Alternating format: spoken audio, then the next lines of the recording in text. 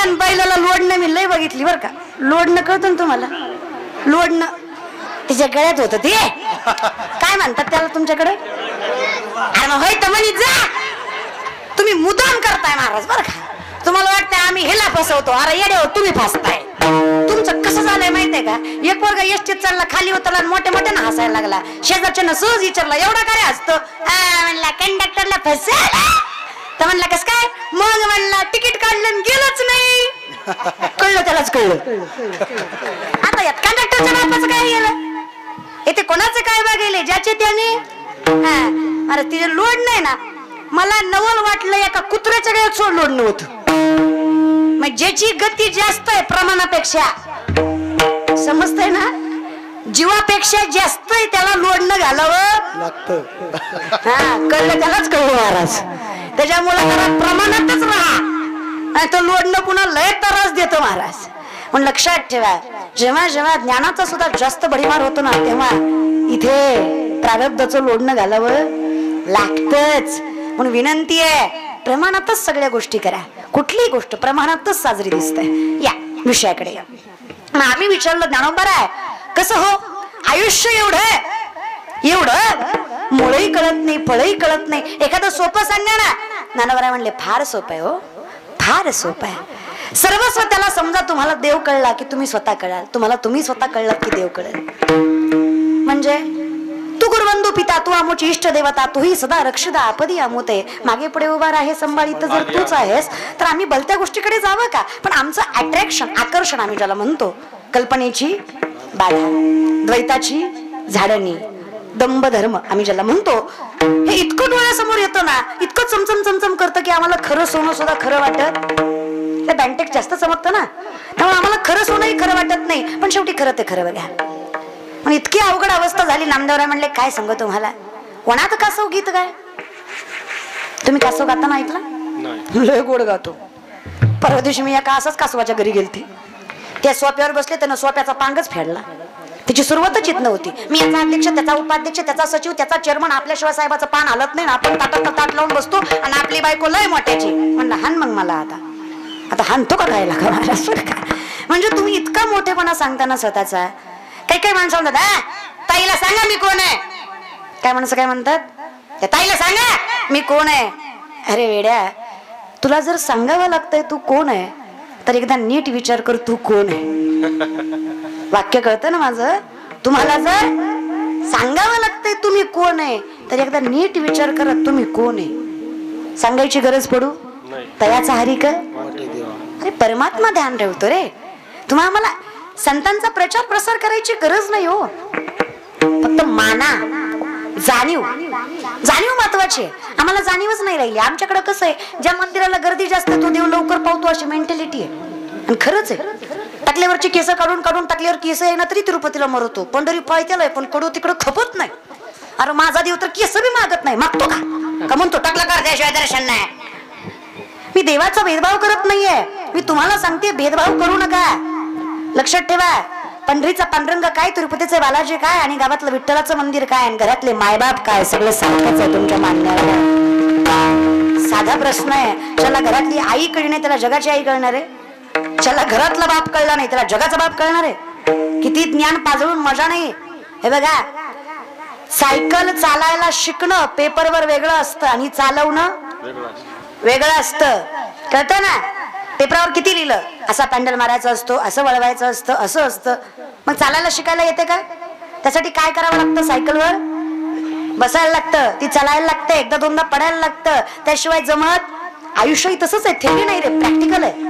आयुष्य थेरी नाहीये, प्रॅक्टिकल आहे. कष्ट करायला शिकायचं. कष्ट न करता कोणाचाच बाप देत नाही, जगाचाही नाही. उद्यमेन ही सिद्धंती कार्यानी न मनोरथ आहे, नाही सुप्तस्य सिंहस्य प्रविशंती मुखे मृगः. झोपलेल्या सिंहाच्या तोंडात स्वतःहून हरीण जात खा बाबा मला, असं होत नाही रे. निसर्गाच्या विरुद्ध आहे. आजकालच्या तरुण मंडळी तर इतके डोळ्यावर पडदे आहेत ना, क्वाटरीसाठी कोंबडीसाठी साहेब साहेब साहेब साहेब भिकारी तळवे चालतो का साहेबाची? अरे अरे बहीण आहे म्हणून सांगते आणि सख्खी म्हणून माना. आयुष्यात एक गोष्ट कायम लक्षात ठेवा, मोठं व्हायचं तर स्वतःच्या मनगटाच्या बळावरच मोठं राहा. हे मोठं पण तुमचं आयुष्यभर पेटे. साहेब माझा बाप आहे, तुझा पेटी हो. मग काय शिकव म्हणजे काय तुम्ही कष्ट करायचे शेतकरी आहे तुझा, त्याच्याकडे बघ जरा. अरे काय कष्ट करतो तो. अरे कौतुक आहे मला माझ्या मायबापाचं. चल कमी शिकलेले असतील पण कौतुक आहे. जी माती मला लाभली ना, भाग्यवान आहेत आम्ही दैवाचे. अरे इतके भाग्यवान आहेत आम्ही ज्या मातीत जन्माला आलो ना. अरे ती माती एवढी पावन आहे, एवढी श्रेष्ठ आहे. अरे ही माती निसते आम्ही मुखाला लावली तर आमचं जीवनाचं कल्याण व्हावं, एवढी ताकद या मातीमध्ये. आणि मातीचे ऋण फेडायला विसरलो रे. आम्हाला एवढं कळत नाही महाराज. अरे तीच आमची माय, किती किती साधी माझी माय महाराज. एवढं वैभव दिलं माझ्या आईला परमात्म्यानं, पण अजूनही माझी माय साबण संपल्यावर फेकत नाही. जुन्या साबणाची चिपळी नव्या साबणाला लावती का, तर तेवढ्यात एक आंघोळ होईल. खरंय का खोटं आहे. अरे कौतुक आहे मला माय मावल्या तुमचं. तुमच्यासारखा चिकाटीनं संसार कुणीच करू नये. The woman is an ideal manager. सगळ्यात मोठी व्यवस्थापक स्त्री आहे. आणि आमचं शास्त्र यत्र नारीस्तु पूज्यन्ते रमन्ते तत्र देवतः हे सांगणार आहे. जिथे स्त्रीचा सन्मान आहे तिथे भगवंताचा वास आहे. अरे काय कौतुक करावं माय तुमचं. अजूनही माझी म्हातारी आजी लुगडं फाटेपर्यंत निसती, सोडित नाही. आणि फाटलं तरी म्हातारी सोडित नाही. दिसत नाही डंगरीला, चष्म्यातनं बघू बघू गोदडी शिवती, पण शिवती. मी माझ्या आईला माझ्या आजीला 7 स्टार हॉटेलला जरी नेलं ना, 1000चं जरी आईस्क्रीम खाऊ घातलं ना महाराज, तरी म्हाताऱ्या चमचे घरीच आणणार, गॅरंटी. आणि मला याची लाज नाही वाटत. आय एम प्राऊड ऑफ दिस. का मला माहित आहे माझी माय लबाडीचा रुपया खात नाही आणि कष्टाचा रुपया वाया जाऊ देत नाही. एवढं ज्ञान माझ्या आई बापाकडे. त्याच्यामुळे त्यांच्या सत्यपणामुळे आम्हाला हे वैभव मिळालं, त्यांच्या कष्टामुळे आम्हाला हे ज्ञान मिळालं. हे समजून घेत जा रे. काय बाप आहे माझा. दारात कुत्र आले तरी ताटातली चतकोर कुत्र्याला कुत्र सुद्धा उपाशी जाऊ देत. अरे काय शेतकरी बाप आहे माझा. अरे शेतकऱ्याची पोरगी याचा स्वाभिमान आहे. तुमचं कुठं चुकतंय, तुम्हाला खरं दिसतंय पण तुम्ही समजून नाही घेत. तुमचं कसं झालंय माहित आहे. मुंगी व्याली शिंगी झाली, तिचे दूध किती 17 रांजण भरली आणि पिले 12 ती. आणि व्याली कोण, मुंगी, तिचं दूध 17 रांजण आणि पिले किती 12. झाला उपमुख्यमंत्री काल दुसराच. बसा बोंबलत. अवस्थाच बेकार आहे रे आपली. काय हातात आहे आपल्या. मला सांगा बरं, कुणाला मतदान केलं, कोण आलं, सगळे वरी. मी तर म्हणले उद्या मतदान कार्डच विकून टाकावं महाराज. म्हणजे इतकं अवघड. अरे आयुष्यात जेवढं बघितलं ना तेवढं 2-3 वर्षात बघितलं. गेल्या वर्षी अख्खी वारी गुवाहाटीत गेली. गेल्या वर्षीची अख्खी वारी गुवाहाटीत गेली. या वर्षी वारी संपली, मंत्री बदलला. म्हणजे माणसानं परमार्थ करावं का नाही. वारी तर अख्ख्या चर्चा राजकारणाच्याच. वारी करून मजा काय. गरज नाही रे असली वारी करण्यात. तन मन धनाने वारी करत जा. माणसांचं कसं आहे ना, उगा बोचकं व्हायचं म्हणून व्हायचं, उगा जायचं म्हणून जायचं. आनंद घ्या त्या गोष्टींचा. माणसं आनंदच घेत नाही. आम्ही तुकोबारायांना म्हणलं त्रैलोक्याचा नाथ जग जनार्दन वैकुंठ सोडून तुमची वाट बघत उभा राहतो. असं आयुष्यात येऊन तुम्ही काय केलं की देव तुमची वाट बघतो. तुकोबाराय म्हणले काहीच केलं नाही याची जाणीव आहे म्हणून देव वाट बघतो. कळतंय माझं बोलणं.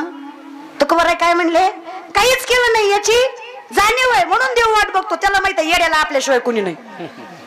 आईला 2 लेकर आहेत. पत्रगावांच्या माय मावल्या. आईला किती लेकर आहेत, 2. बोलत जा बोलत जा. वाटलं तर माझ्या पाकिटातलं झाल्यावर तुम्हाला थोडं थोडं देते, पण बोला बोला माय मावल्या बरं का. बोलत जा, पटपट बोला. किती लेकर आहेत, 2. एक शहाणं एक येड आहे. एक शहाणं आहे. घरात एक तरी येड असते. आता शहाणं कोणतं, हट्ट करीत, त्रास देत, माणसात गोंधळ करीत. खा म्हणलं की खात, बस म्हणलं की बसत, उठ म्हणलं की उठत, जा म्हणलं की जात. शाळेतून माघारी येत, शाळेत थांबत, बसत, मास्तरांचं ऐकत. बरोबर. येड कुठलंय, शाळेत जात, खात, बस म्हणलं बसत, आई शिवाय राहत. लय मारती आई त्याला, लय मारती लय. पण इमानदारीनं सांगा आई आहेत तुम्ही, काळजी कुणाची वाटती, शहाण्याची का येड्याची. माया कुणाची येते. म्हणूनच आम्ही येडं राहिलेलं बरं आहे महाराज बरं का. माझा देवही सेम तुमच्यासारखा आहे. कारण माझा देव सुद्धा एक एक विठ्ठलबाई, एक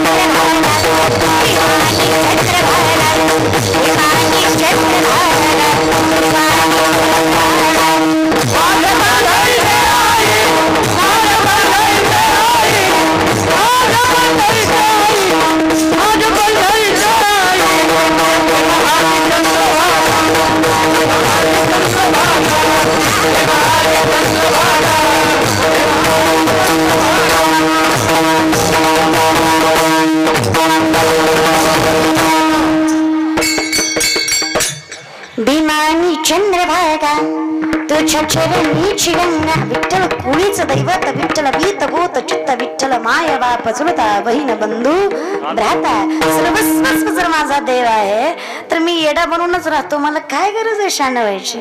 मग आम्ही कोण आहे येडे का? कारण आम्हाला माहित आहे कोण दिवस येईल शानही राहून तीच अवस्था आहे येडही राहून तीच अवस्था आहे. मग मार्ग धरा व्रत करा. आम्ही येड्याची लक्षण आहेत रे आमची पण आम्हाला येडच बरं. अहो देवाचा वेळ जर लागावा ना महाराज तर आयुष्य सुधरून जावं. शान होऊन असं आयुष्याची काय प्रगती केली आम्ही. अरे शान होऊन आम्हाला सदा सत्य कळत नाही. डोळ्यासमोर आहे त्याला खरं मानतो. या कलियुगात खोट्याची इतकी ताकद आहे. 4 माणसं खोटं बोलले की खऱ्याचं सुद्धा खोटं खऱ्याला खोटं करायची ताकद आहे बरं का या जगात. म्हणून तर जनाई म्हणते पुण्यवंत पात्या लोकी नेला दरिद्री तो भाग्यवंत केला. चोरट्याचा बहुमान वाढविला कीर्तिवानाचा अपमान केला. धुंद झाला तुझा. म्हणून विनंती आहे वेळ आहे. देह दिलाय ना परमात्म्याने वेळ आहे कशासाठी. जगजोगी जगजोगी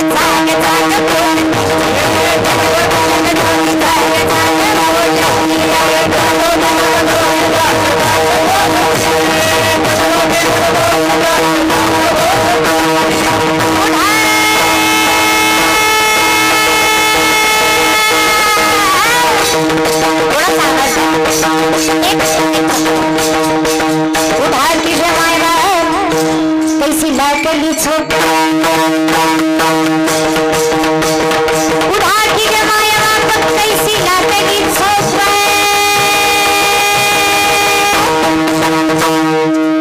जागा जिथं गेल्यावर काय मोक्षाचा मार्ग सापडतो. हुजूरचा बंडिया आपण महाराज नेणार पर्याय येतच आहे. तुम्ही संत माय बाप थोडा उपकार करा. संत माय बाप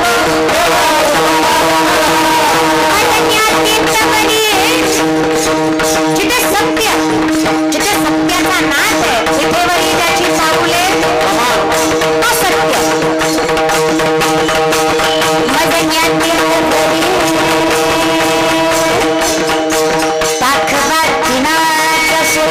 कशाचा दीनदयाळांचा सोडा जो विहाई पासेसला सोडतो. कौतुक आहे मला माझ्या पंढरीचं. कौतुक आहे मला माझ्या पांडुरंगाचं. प्रत्येक देवाचं दर्शन 100 ते 150 फुटावर आहे पण आजही माझ्या विठ्ठलाचं दर्शन चरणावर मस्तक ठेवून आहे. ते वैभव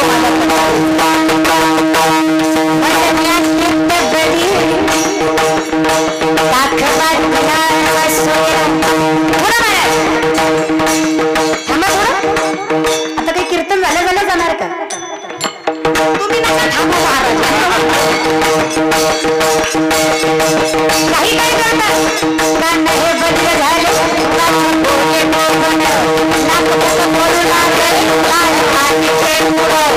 श्वानपरी कच्ची झाली श्वानपरी कच्ची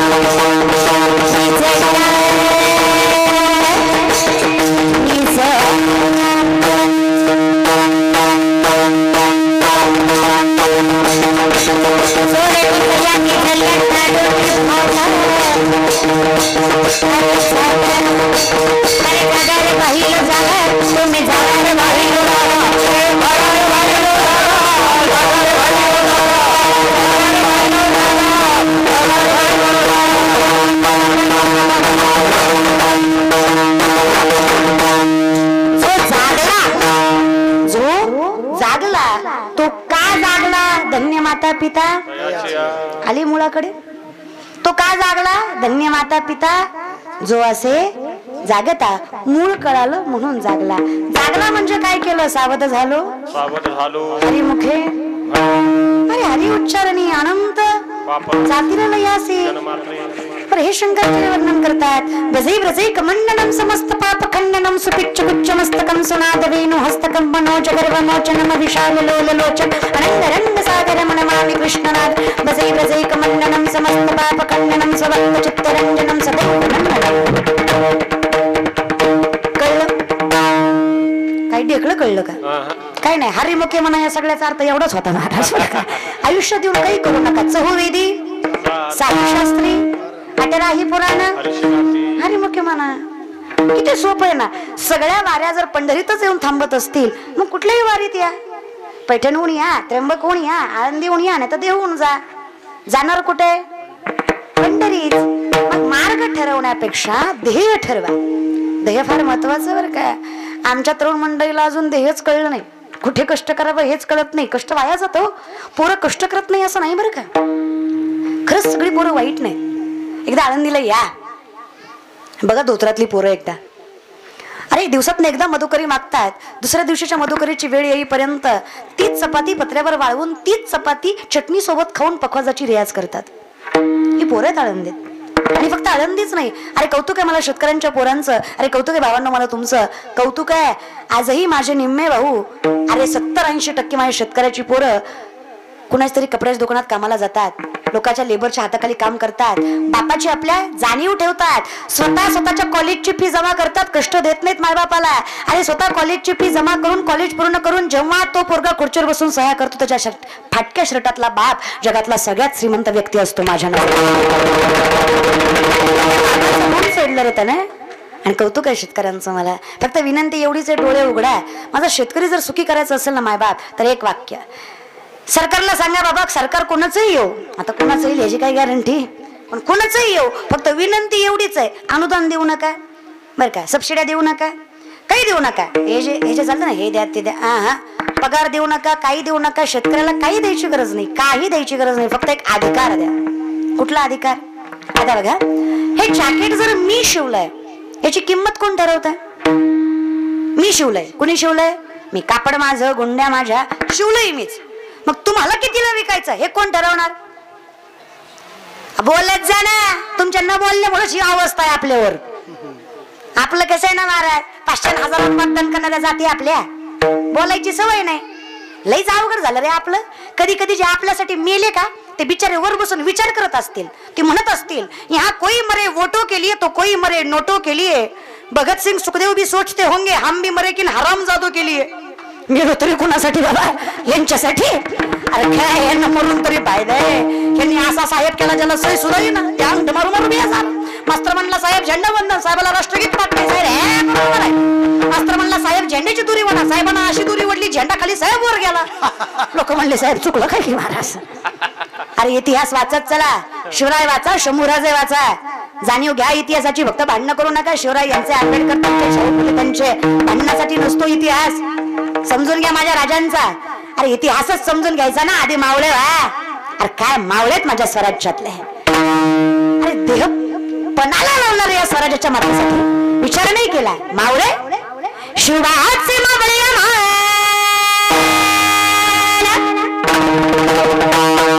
शिवबाचे मावळे नाही कुणाची भीती.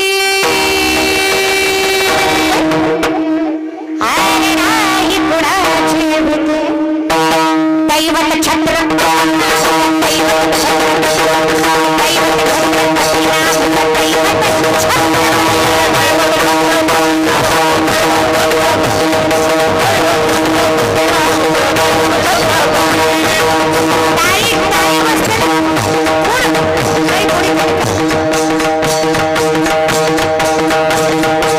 छत्रपती शिवरायांचा स्वाभिमान या मातीचा अभिमान आहे. असा प्रत्येक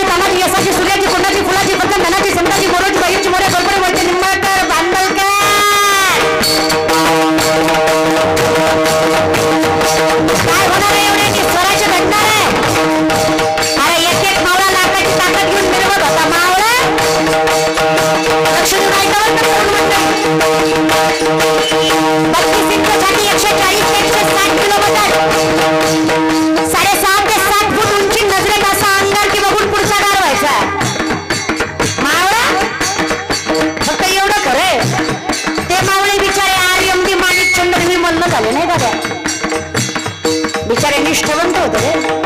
16-17 वर्षाची चड्डीतली पोरं पण स्वराज्य निर्माण केलं. अरे 30-30 पर्यंत गेल्या औलादी आणि धर्माविषयी निष्ठा नाही रे. अरे बहिणी म्हणून सांगते मावळं शाहिस्तकराच्या लाल भाला चालल्या शाहिस्तकराच्या बहिणीची पोरगी कुठतरी गायब झाली. शाहिस्तकराची बायको विचारते जहा पर है मुझे लगता है शिवा के मावलों ने बदले की आग में लड़की उठा ली. शाहिस्तकार शत्रू आहे पण बायकोला सांगतोय ना मुमकिन. अरे शिवरायांचं मावळे पोरगी उचलतील हे शक्य नाहीये. आणि बेगम जर छत्रपतीच्या मावल्यांनी पोरगी उचलली असेल ना तर शब्द देतो शाहिस्तखान पोरीच्या केसाला सुद्धा धक्का लागणार नाही त्याला मावळं म्हणायचं.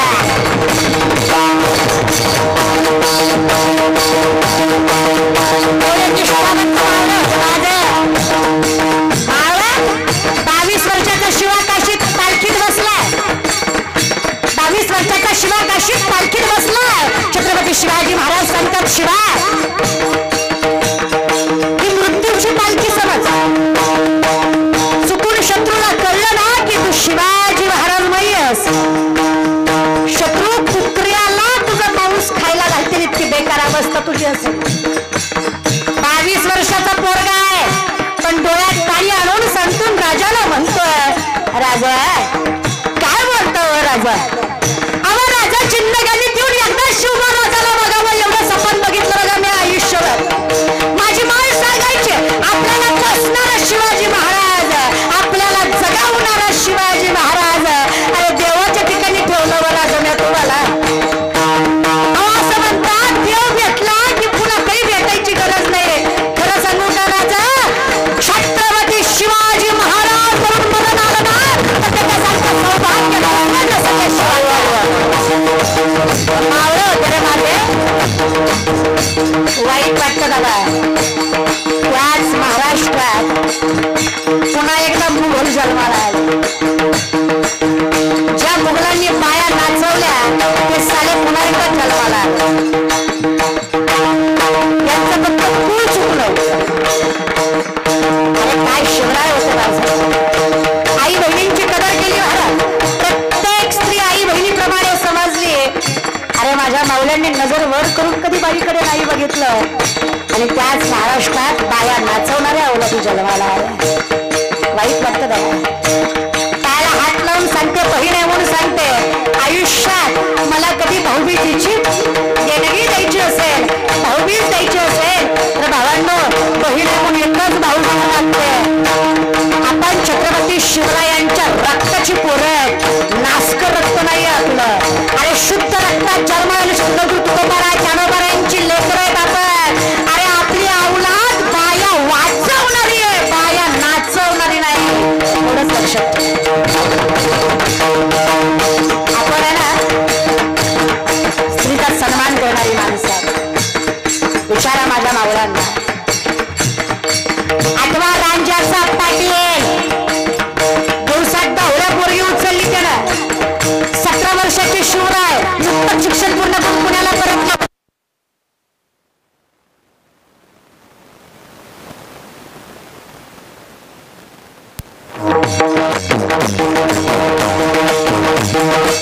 मासाहेबांच्या डोळ्यात दिसत त्याच्या निमित्तानं काय झालं मासाहेब काय सांगा बरं. आई बहीण सुरक्षित नाही काय झालं. राजाच्या पाटलाने पोरगी उचलली तिच्या अमृतची माती केली विहिरी ढकलून दिलं. आणि राजाच्या पाटलाला करावं भात समोर 17 वर्षाचे शिवराय सांगतात अरे करावं भात समोर कोणी हात कोणी पाय कलम करत जिवंत विश्वत टांगा. हे नाजरात प्रत्येकाला कळावं. माझ्या स्वराज्यातील आई बहिणीवर वाईट नजर टाकली ना तर आज शिवबा त्याचा राज्याचा पाटील केल्याशिवाय सोडत नाही. हे शिवशाही होती माझी.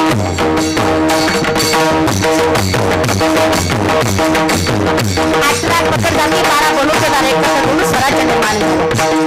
स्वराज्य रक्षणासाठी